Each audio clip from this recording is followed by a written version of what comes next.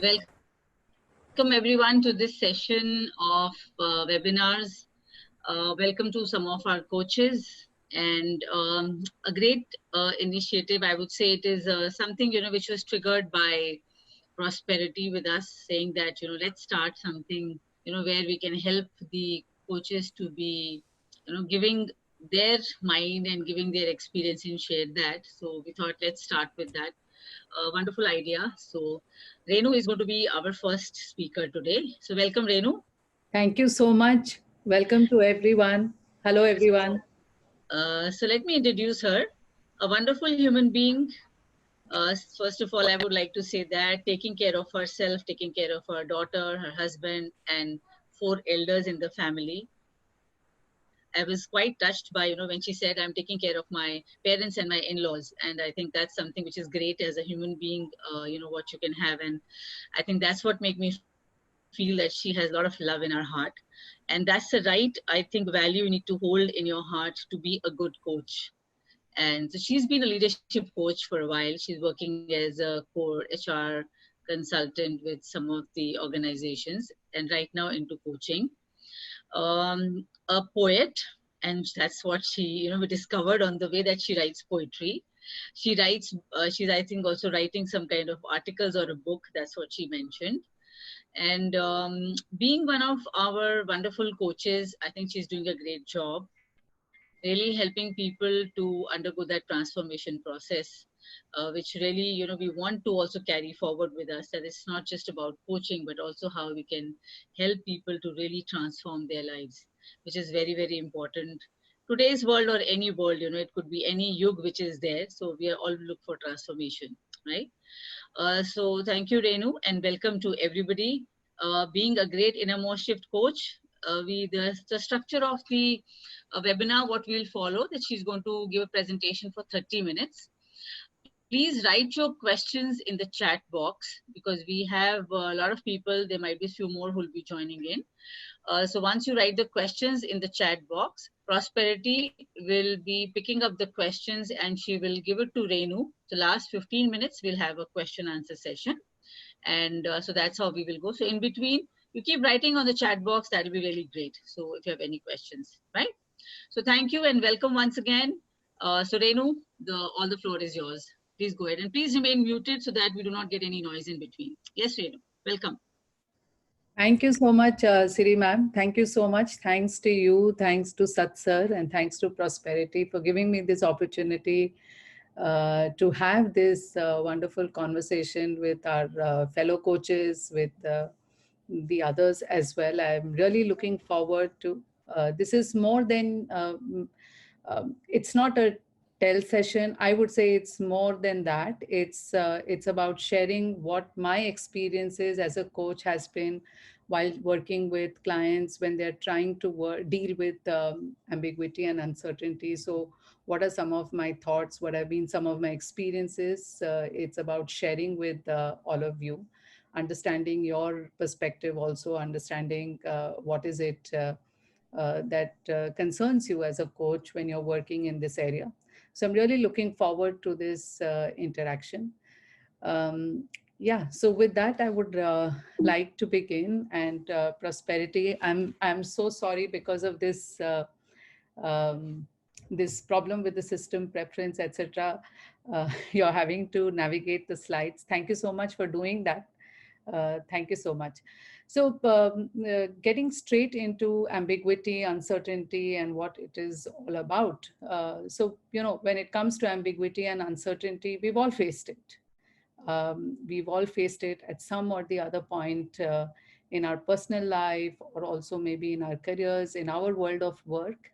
And yes, honestly, we do find it uphill. We do find it daunting. We do find it frustrating. And, we're wondering, how do we deal with it? How do we manage it? How do we operate effectively? And if on top of that, if I'm a leader, then how do I lead effectively? How do I lead with conviction? How do I lead with courage in when I'm faced with ambiguous environment, when I'm faced with ambiguity and uncertainty?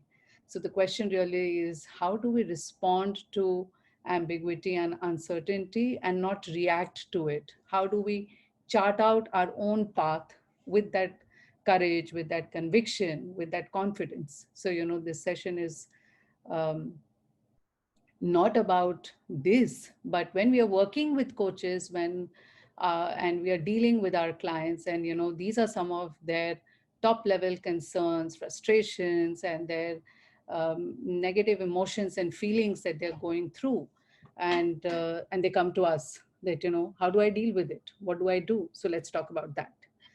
Okay. So yeah, Prosperity, the next one, please.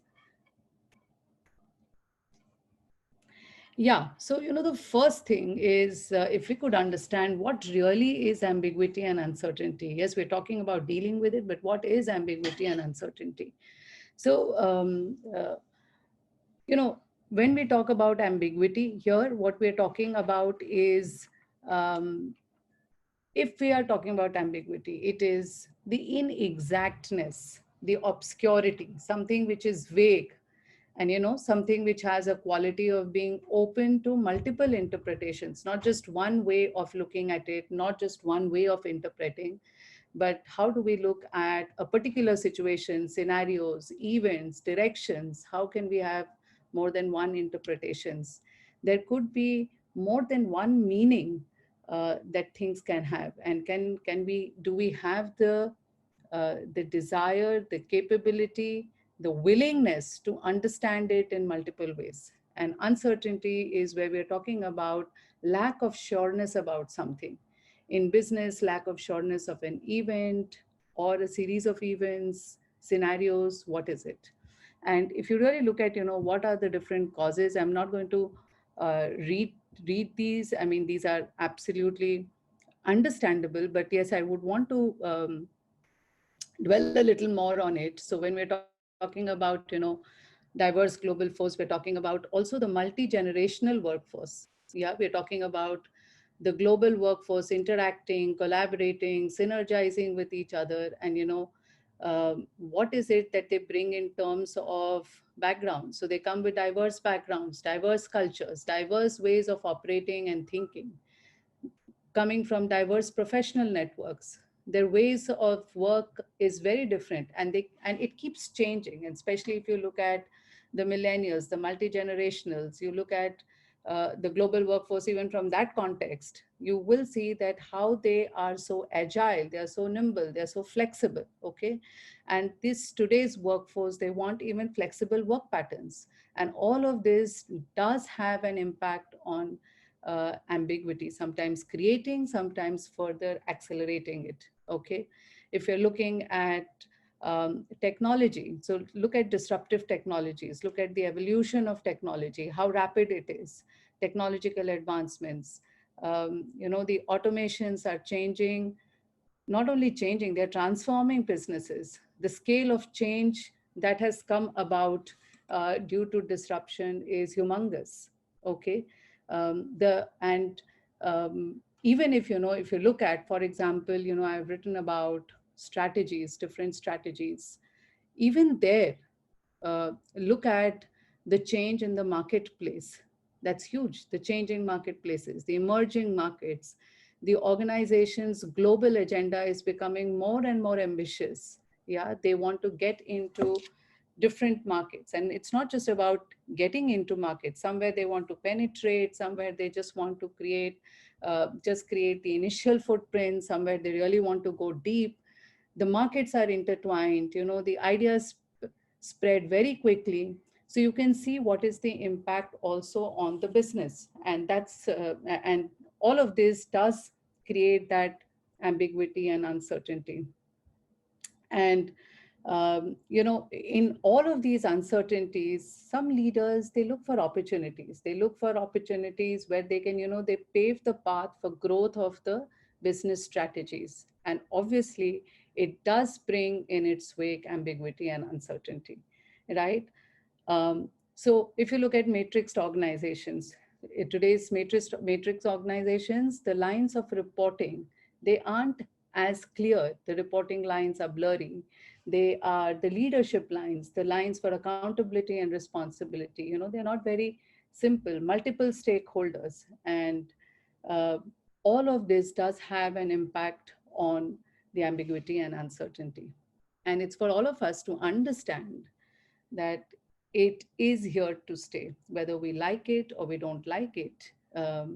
And it's something that we need to come to terms with, and that it is something that, it's not something where you could say it was after some point where we can say, it was a thing of the past and let's analyze it. So that's not really going to happen. Yes, Ankur, when you've written from VUCA to eVUCA, yes. So we are in the VUCA world. So VUCA is V is volatility, U is uncertainty, C is complexity, and A is ambiguity. Yes. Yes, Prosperity. Thanks. Thanks for being such a help, Prosperity. And, the impact of ambiguity is not just on, so yeah, many a times I work with the senior management as a coach. So it's not just about that as a leader, how is it impacting me in my ability to lead people. So it's not just in the people leadership role, or, it's not just in the strategizing of business, or, formulating strategies, or, in how do I influence the key decisions. So it's not just as in the role of a leader, but it impacts in the day-to-day work life as well. How do I take those critical decisions? How do I take those decisions which will not just impact my life, but then I have so many stakeholders that I am answerable to. There is this constant market pressure. There are other aspects. So how does it impact me as an executive, as a professional on a day-to-day basis? What is the impact of that, not just as a leader or a manager, or, not just on the business objectives, as I said, while I'm formulating strategies, or when I'm operationalizing strategies with the help of team, or when I'm driving execution through my team on the different strategies. Yeah. So that's the impact of ambiguity and uncertainty, and I don't really want to get into the details of it. um, that's not really the idea of the session. And yes, this one question that I almost always face is that, is it that only certain roles in the management cadres, or, certain unique positions are going to be impacted by ambiguity and uncertainty? And um, or and so I also hear that it's something like this, that the way they come across and the way they ask, it's like, as if that lucky are the ones who are immune to this, and lucky are the ones who are manning those positions where ambiguity and uncertainty will not impact their day-to-day work life, or will not impact their careers, or I mean, not careers, will not impact their working. You know what? That's a myth.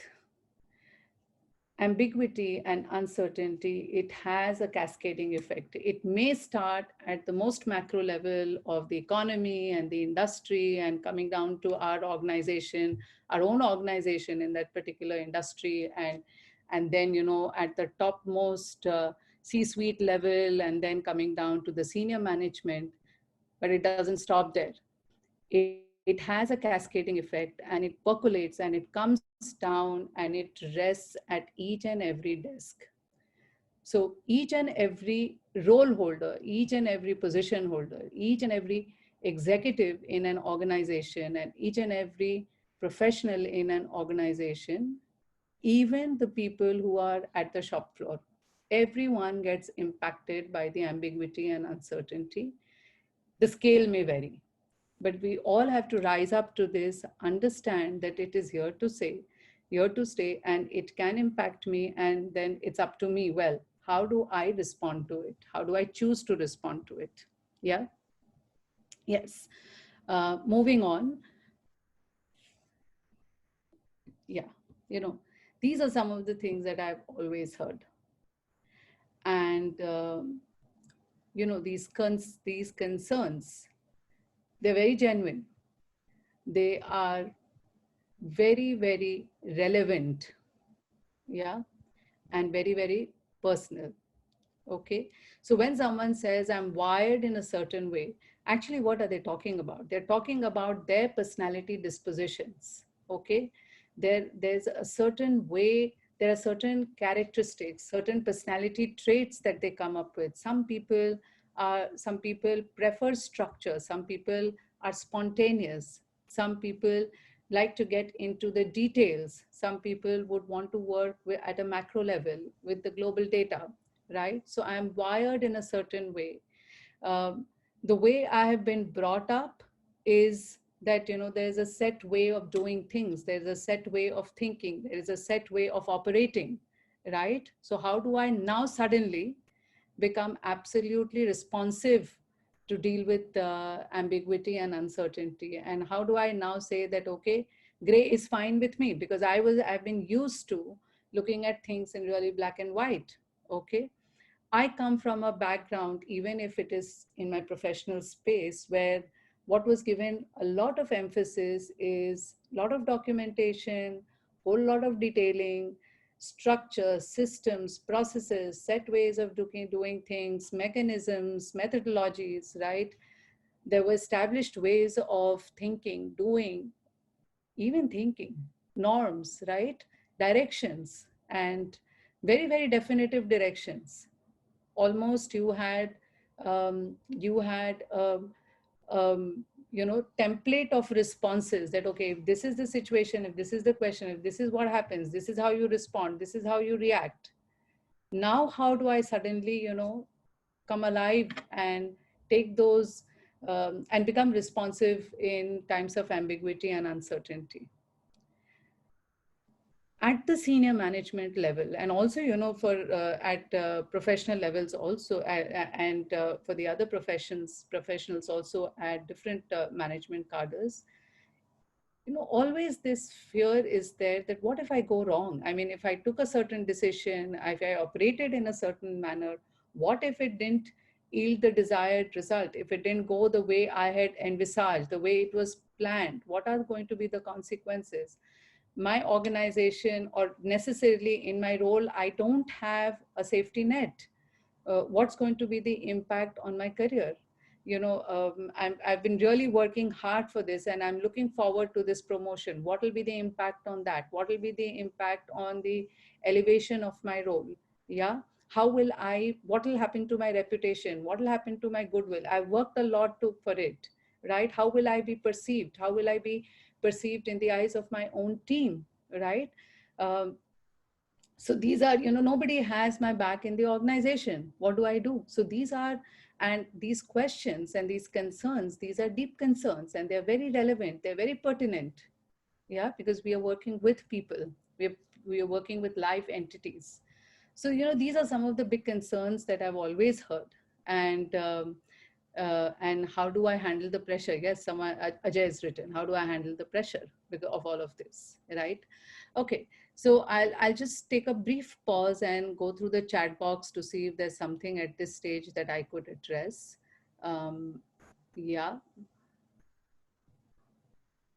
yeah. When supply is more than demand, how do we upkeep maturity to endure uncertainty? Yes, some people do thrive in ambiguity. Yes, that's how they are wired. That's their personality disposition, how they yeah, right. How to handle, yes. Yeah. Okay, thank you so much. um, yes, prosperity, we can move on. Yeah, on the face of it, we talk a lot about how could we deal with ambiguity and uncertainty, and most often than not, these are some of the things that you will hear. I'm not undermining at any point in time, I'm not undermining the importance of all of this. Yes, they are necessary. We do have to demonstrate all of these qualities if we want to navigate effectively, and we want to deal effectively with ambiguity and uncertainty. But is this all that we need, or is there something else that is required? Okay. And even if we're talking about these characteristics, um, at what level? So when I'm saying I need to remain calm, at what level do I need to remain calm, and what does it mean to remain calm? How do I give life to being calm? Okay, how does it appear in my behaviors when I'm remaining calm? Okay, and how does it define my own belief system when I'm remaining calm? How am I expressing my values there? Okay, so it's deeper than just these words there, and it's also important to understand that when we're talking about these qualities and many more, then what is it that we really need to be doing, and at which level for these qualities to get demonstrated adequately? Okay, and that's where we start to think about, okay, so how can coaching enable us? How can coaching help us in dealing effectively with ambiguity and uncertainty? Yeah, and yes, prosperity. And this is where very often from the prospective clients or from client organizations, or the others, in even in random conversations, I get this question that how can coaching really be an enabler? And I'm really talking about, I'm emphasizing on this word, how can it be an enabler in dealing with ambiguity and uncertainty? And yes, we're all fellow coaches, so we do understand that there is a methodology and how coaching works, whichever methodology we're adopting, or we're using, or we're leveraging. But we do understand that how coaching can help here is, first and foremost, it helps the individual to review the current reality, whatever his or her current reality is, with respect to how, at what stage is the person is when he or she is faced with ambiguity and uncertainty, and that's where the person is eliciting his or her present state. Okay, and this stage they understand, and it's very important. We it sounds very simple, understand, but do we really deeply understand that what is does the coach's role here is to get the client to understand their ways of thinking, approaching, how do they approach information, how do they approach data seeking, what are their ways of decision making, what are their impulses, how inclusive are they of all the different factors and sources of information, sources of data? Or is it that I have thought of this way, this is how it works, this is what I think is the best way? Or am I inclusive? Okay, so at a deeper level of understanding, they also start to explore and understand what are their beliefs, what are their intentions, what are their habits, and how do all of these impact their ability to deal with ambiguity and uncertainty? So that's where they elicit their present state. Then they also talk about that, okay, if they really, really want to deal with it effectively, what would it look like? What do they actually want as an outcome? What is their desired state, right? So they elicit that desired state. And in between is the change work, the deep change work that happens. See, it's important for all of us to understand as fellow coaches that, where are our clients coming from when they are talking about their concerns and issues with respect to dealing with ambiguity and uncertainty? We know that there are 7 levels of transformation that are possible in any individual. The transformation could happen at the purpose level, at the identity level, the values level, at the level of beliefs, my own capability, how I demonstrate and display it through my behaviors, and the environment in which I'm operating. And at all these different levels, I'm not saying at the same point the drifts take place at all the levels, but all of us or the clients, they do go through the drifts at any of these levels, or it could be at different levels. Okay, it's important for us as coaches to understand that where has this drift taken place, and where are they coming from across these levels when they're talking about their concerns and issues.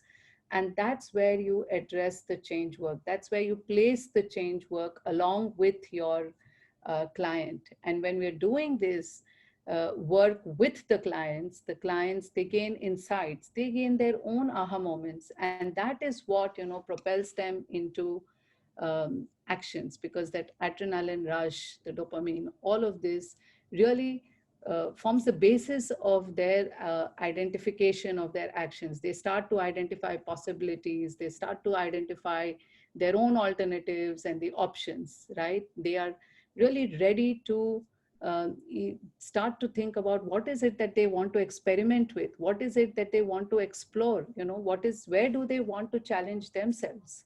um, and in this entire change work, they also become curious. They invoke their own curiosity, and they go into that deep space from where they start to think very deeply, think very powerfully. And that's the state that gets built when they're working with a coach through the coaching process. And that's when they start to access their own resources, the resources which is deep inside them, and also the external state of external resource set. Yeah, and they and how the coaching helps here is there are well formed goals, so it's not as abstract and as broad based as, I want to deal effectively with ambiguity and uncertainty. Yes, I do hear you, but what exactly in that? So that contracting is done, the context setting is done, and the coachee also, or the client, they also visit and revisit their own readiness, willingness, their openness, their flexibility, right, to commit to this change work that they are about to begin. Okay, or so this is how coaching helps.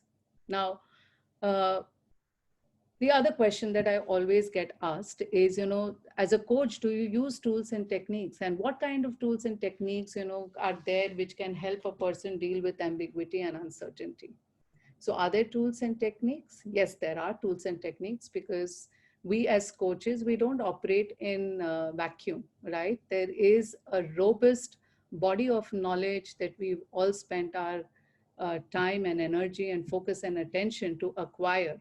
So, there is deep study that has gone, but it is not for us to overwhelm the client by saying, yes, these are these 60 tools and techniques that are there and we are going to use for ambiguity and uncertainty. If the idea is not to overwhelm them, yeah, but the idea is to make them understand that yes, there are tools and techniques, and the tools and techniques are there so that you understand the different perspectives. Because in ambiguity and uncertainty, as I said right in the beginning, what is ambiguity? Multiple interpretations, multiple meanings, right? So it's important to understand what are the different perspectives that exist out there, okay? And get the client to understand those different perspectives. So there are tools and techniques for perspective building. There are tools and techniques to understand what is the interaction that happens between the thinking, the different perceptions, the emotions, the behaviors, the data, the information that we're considering, we're working, the assumptions we're making, right? There are tools and techniques to understand what is the client's frame of reference, whether it is internal, whether it's external, what are the deep filters? Is the person someone who thinks very, very globally and, therefore also operates or deals with all the data and information at a very, very macro and a global level? Or is this client someone who really gets into the details, digs deep, gets into the specifics? Okay. Is this a client who prefers to stay with things which are same, so comes from that sameness filter? Or is this person who prefers change, who spontaneity? Someone in the chat box did write that there are people who thrive in ambiguity and uncertainty. Yes, because they are someone who come with that kind of personality trait and characteristics, who prefer to work with change, right? The willingness and the openness to change and the receptivity to change is higher, right? So they are someone who prefer to work with change, and they come from the difference filters. So yes, there are tools and techniques, but the tools and techniques are for us as coaches to use. Okay, so there is a scientific body of knowledge, there is a robust body of knowledge, and there is a science behind it. But as coaches, we work very artfully, and we work in a manner which is absolutely seamless and very smooth flowing for the client without intimidating the client with, the tools and techniques repertoire, or without overwhelming them. So this has always been my tools and techniques the response to these questions. So that, the reason why I choose to respond in this way is that, as I said, I don't want to intimidate them, but at the same time, I also don't want them to feel that, we operate out of vacuum and it's something that anybody can do. Yeah, because uh, one other commonplace perception that you will have, and you will have in the world that we operate in, is that coaching is, oh, so you're going to speak to your coach, so what is it, you're just going to have a conversation, you're going to talk to your coach. Yeah, so it's not just talking. Okay, and for that, yes, there are tools and techniques that I use, but then, as I said, it's a marriage between the science and art of how do we use the tools and what the tools and techniques are. Yeah.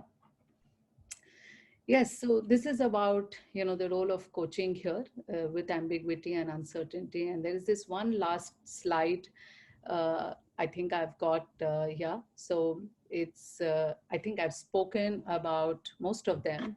So where we're talking about the deep change work and the innermost shift that we call, that we do talk about. And this innermost shift, it sounds like a cliche. It sounds very, very commonplace, right? We're so used to saying this innermost shift, right? And I'm not saying in the coaching context, but we're talking in the general parlance. It sounds very, very commonplace. But here we're talking about is the level of transformation. We're talking about deep changes. And when we're talking about deep changes, as I said, that when a person has identified actions on with respect to, how to deal with ambiguity and uncertainty, here what we're talking about is that, okay, how is it going to look like in your demonstrated behaviors and displayed behaviors? Okay, how are you going to give life to it? Okay, so we are talking about not just the inner transformation, what's the churning that has happened inside of the client? Okay, we're not just talking about at an emotion or a belief or value or choices level. Okay, but here, and the transformation, but here we're measuring progress, right? We are measuring the accountability. So we're also tracking the progress. And here we're also talking about the action journey. And here we talk about, okay, so what kind of goals have you chalked for yourself? What kind of plans have you outlined for yourself? What are those specific actions that you're going to take? Okay. And at your environment level, so when you demonstrate or you work with these actions, what is the impact on the environment that you're going to create? Yeah. And so here we're talking about deep change work. We're talking about breakthroughs, something where the client was, let's say, was almost in a stuck state, or had come to a state where it was, the person had plateaued, and there was nothing beyond that that the person was able to think of or even do. So what are the breakthroughs that the person is now going to make? Here we're talking about all of that. What kind of opportunities does it present? What kind of possibilities? Here we also, when we're talking about this deep change work, and here we're talking about, at different levels, how it looks like. Here we're also talking about that where is the person or the client now challenging or stretching himself, which earlier the person wasn't doing. Okay, with the efforts that the person is going to put into taking these actions.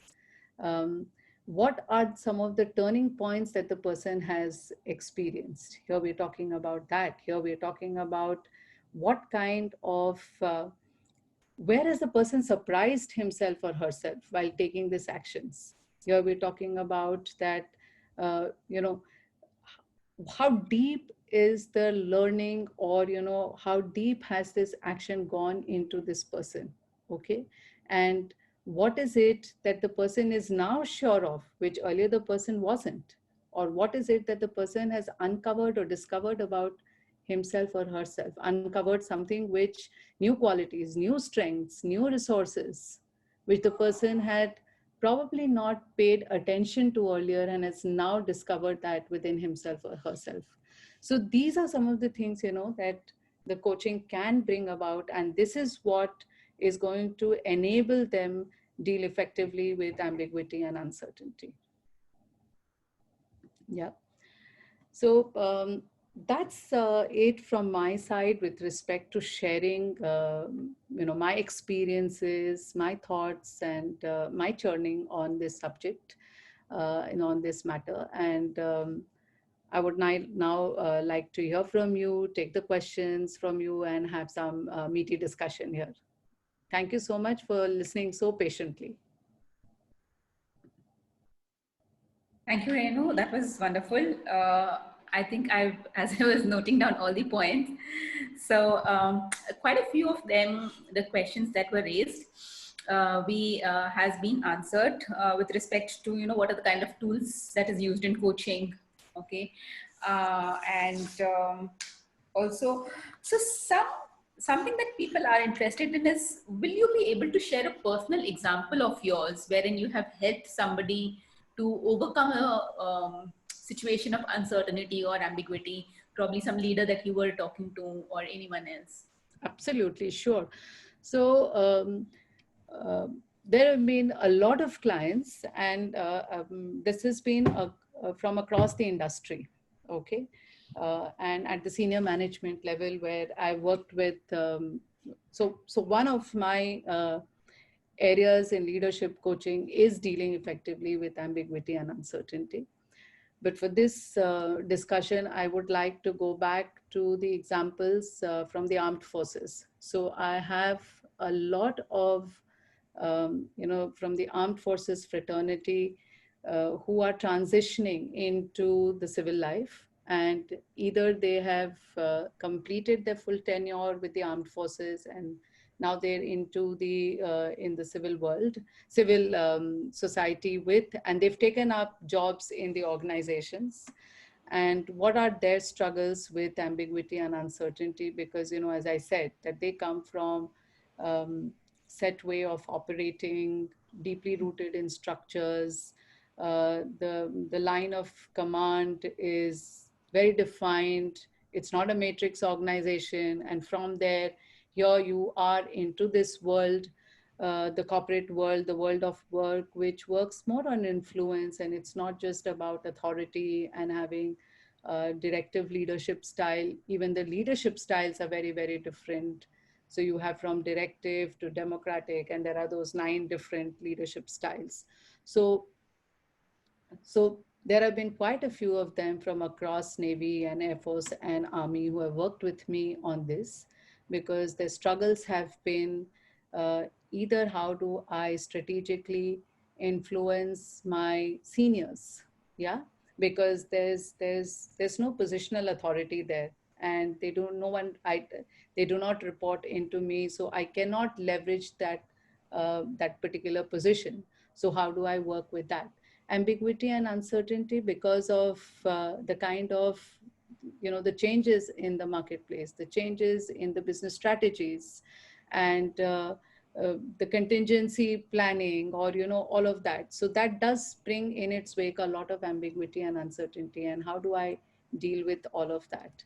So there has been, and there has been a deep work there. And so if you were to understand what's the kind of, so for different clients, there has been different work that's done. So for one of them, I had to work on the belief change, right? So I had to, because the belief of this person was that, authority has to be respected. And and that's what I have seen with the armed forces, but that's not how it is here in the world of work. So it's not, so it's important to understand this reverence and respect in a certain way, because it's not about, that in this world of work people do not respect each other. There is obviously this mutual respect, but how it gets demonstrated is very different. Here, in here, people, what is encouraged is that people speak their mind. Yeah, you don't always have to agree.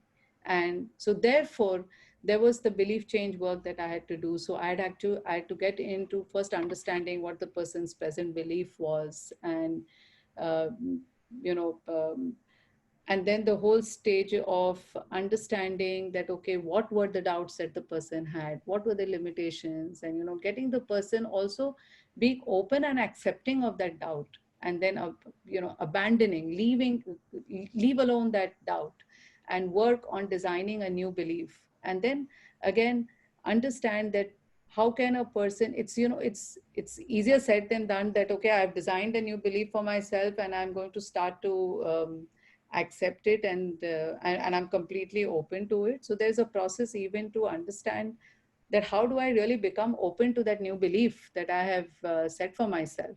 And then with that certainty, believe that okay, this is my new belief and this is my new world, because I'm now going to operate from this new belief and I'm going to be totally comfortable holding on to this new belief. So that was the kind of work that I did with this person. So it was about auditing what the current belief was and editing that belief, adopting the change belief, and then checking it, becoming totally comfortable and in sync with it. So that was one of the very specific examples to share with you. Thank you so much, Renu. Yes, it was. And I have had, since there's people from Army sometimes who join in our workshop, and we've really seen that in the Army, the way the authority is, defined, it's completely different from a corporate or any other place. So to break that barrier, that how do I ask my supervisor or how do I actually talk to my supervisor, that would be quite a challenge. So yeah, very well defined. And of course, like you mentioned earlier, where is this person coming from? Is this ambiguity or uncertainty to even talk to somebody? Is it coming from a belief system, or is it coming from perspective, or is it coming from frame of references? So that can really add to understanding as to where this is actually coming from.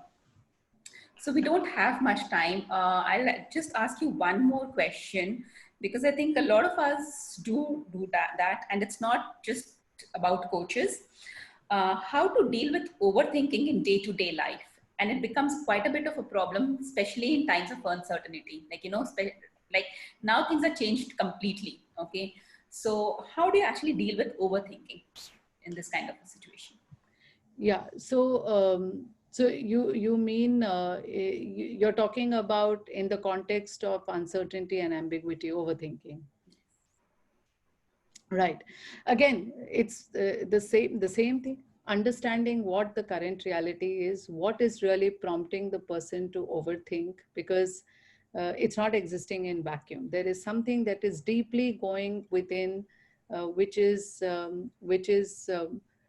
prompting the person to overthink and overanalyze. So, what are those deep concerns? What are those deep fears? Or what are those deep negative emotions? Because it could be just one of them that I have worked for this for the past 3 years, right?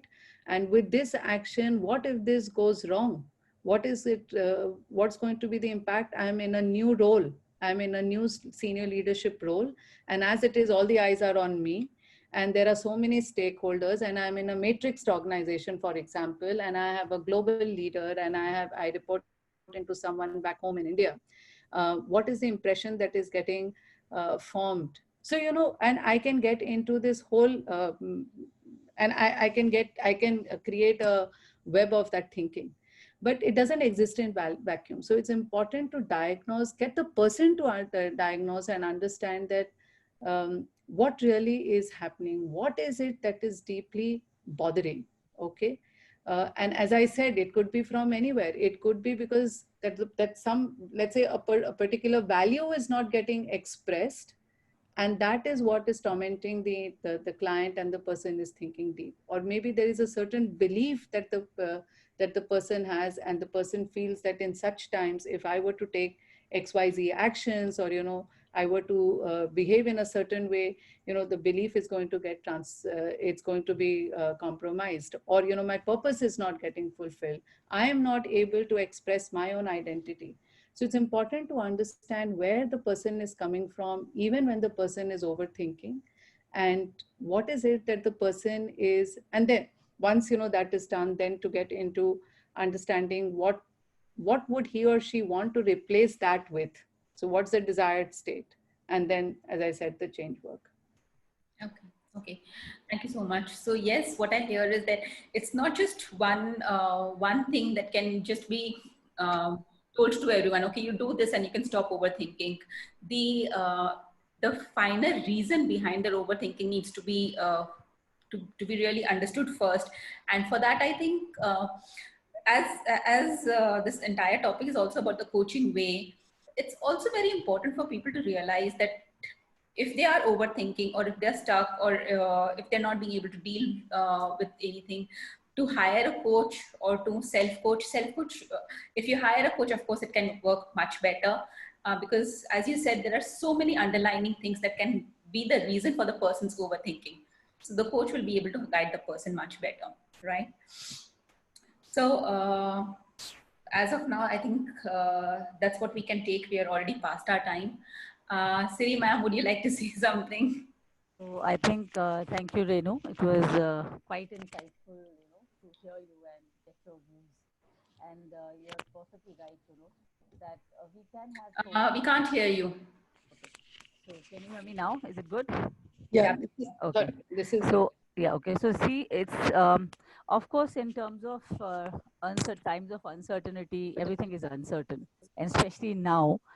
I think it's something we need to understand that that was normal then, and now it's going to be a new normal. So if we can help ourselves to change our belief system according to this new normal, what is going to be forming now, I think that is one of the bigger tools which people were asking what we can use. So changing your own beliefs according to the new normal conditions, what's going to be happening now. Plus, obviously, there are many other tools which some of our coaches have learned. It could be something to do about building resilience that we have talked about, and it could be about getting into that innate hopefulness, which is very, very important. Being hopeful at every moment. Whatever times have passed, they have always passed. They will never come back. So, as Prosperity was asking, that how do you just keep repeating things in your mind, and how we can stop that and understand that what is coming now is going to be the new future for us. So building a new belief so that we can go ahead with it and take our steps and create our goals and create our visions accordingly, and then accordingly developing our new identity with it, that what we are going to do in these newer times, how will we be able to handle our own situations when such uncertainty is there. Rather, for me, I think every moment it is uncertain. You think something, and I don't know if that happens or not, we don't know it. So if we flow with it, and I think if we go ahead with it, it's something beautiful which we can live the life with. And obviously a coach does help you there, how to help to get in touch with that kind of potential, and then emerge yourself as one of the true persons whom you are, as you would like to live in. So that's what I would like to share. I think overall, thank you so much. We had good participation. We really look forward for you to join in our next few webinars. And so I think that is it for today. Thank you so much. Thank you so much, Prosperity, for being there. You've been a great help always. One of our pillars. So she and Sat and three of us try to do our best what we can, right? Okay then. Thank you so much. See you next time. Thank you so much, everyone, for all the so much, wonderful everyone. questions and comments as well. Thank you. Thank you, Thank you so much. Thanks, Prosperity. Thank you so much. Renu. Thank you. Thanks. Thank you, everybody. Thank you, Sat, Siri, Thanks and a ton, Prosperity. Thank you, Prosperity, everybody. Thanks a Pooja, ton. Sri ma'am. So good to hear you. Thank Prosperity. you.